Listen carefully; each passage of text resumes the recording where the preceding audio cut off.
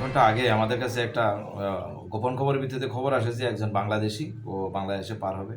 Accordingly আমাদের ২টা team বের হয়। এসআই মনোজিৎ দেববর্মার নেতৃত্বে এবং আরেকদিকে এসআই মদন সরকারের নেতৃত্বে।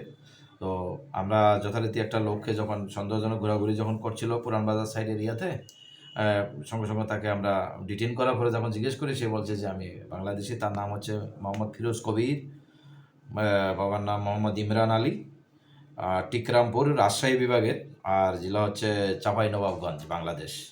তো ওকে বারবার ফোন করা হচ্ছিল, সঙ্গে যে ২জন লোক ওকে পার করার জন্য, বাছাবাড়ি হয়ে পার করার জন্য ট্রাই করছিল, এই ২জন লোকের বারবার ফোন আসছিল। আমরা ওই ফোন ট্র্যাক করে ২টা ছেলেকে আমরা ইন্ডিয়ান টাউটকে আমরা অ্যারেস্ট করেছি, যার নাম হচ্ছে শৈলেন দেববর্মা এবং অজিত দেববর্মা, যাদের বাড়ি হচ্ছে বনবাজার আসারাম বাড়ি, আন্ডার চাম্পাওয়ার পিএস।